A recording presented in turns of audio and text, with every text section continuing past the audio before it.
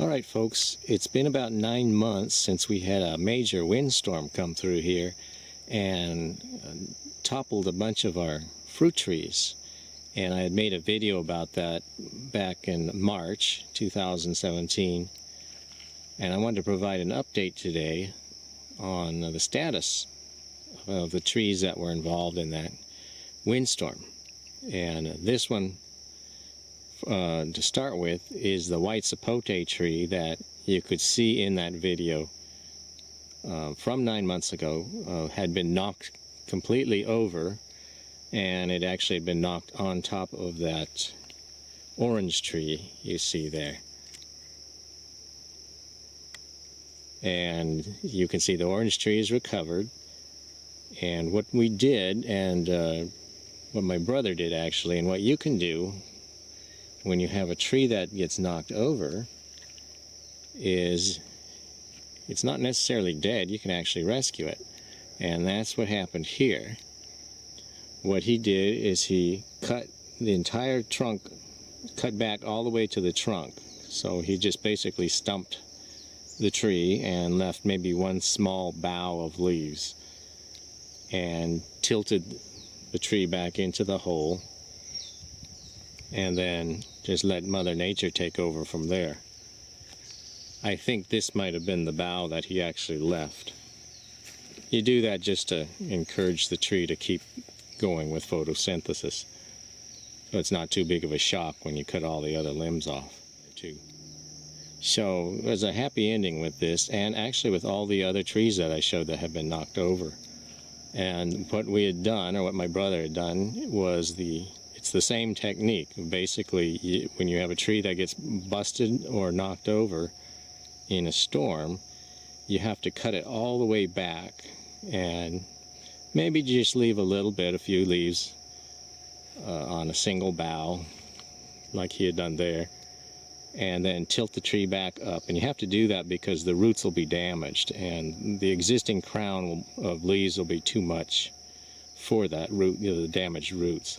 So you cut all the crown off, and then you turn it back up, push it back up into an upright position if you can, and then let Mother Nature take over from there. That saved this tree. And I'll show you a couple others. The jackfruit tree is growing back. We'll go look at that next. But first I'll show you, here was a couple other trees I had shown. A papaya here, and that was pretty badly damaged, but it seems to have come back. And this was a rainbow eucalyptus that was broken off at the top. It's coming back well too. But obviously those were just broken. Those weren't toppled over.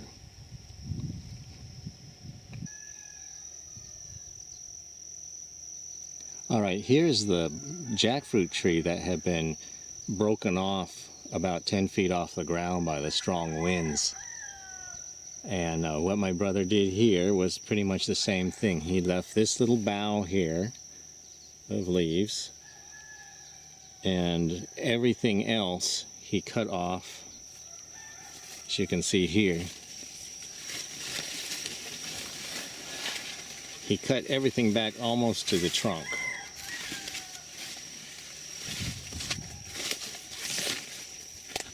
And up here, and the top, he cut the top where it had been splintered. He cut it lower. It's only, so the top here now is only about 8 feet off the ground. So it was basically just a trunk with stumps on the top. And since then, all of this growth has come in the last 9 months. So this one wasn't topped, but what it had broken off up about 15 feet off the ground. And then you can see where he cut it flush. And there's new growth coming out all around the top there of the trunk. But it's the same technique.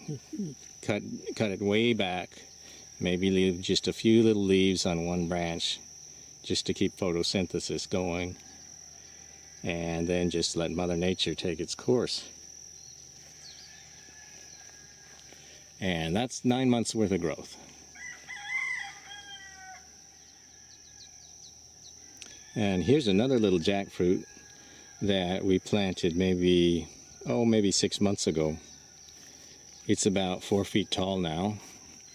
And this was grown. I actually grew this one in a pot from a jackfruit seed.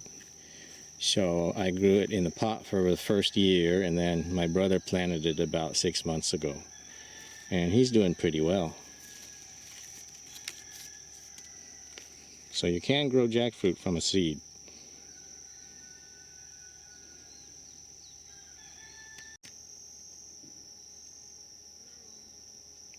Now here was the tangerine tree that had been blown over 9 months ago, and you can see he cut all the limbs off and left one little bough up the top and tilted it back up into its hole. And as you can see now, 9 months later, it's got a lot of leaves on it, and it even has a crop of tangerines. So this tree did very well, and it recovered very quickly. Again, it's the same basic technique. If a tree gets knocked over, it's going to have damaged roots, but it'll probably still be alive. So you want to cut it way back on the top and try to get it back into its hole, and then just give it time to recover. And as you can see in this case, even though we had a bunch of trees knocked over on the property, I don't think we actually lost any.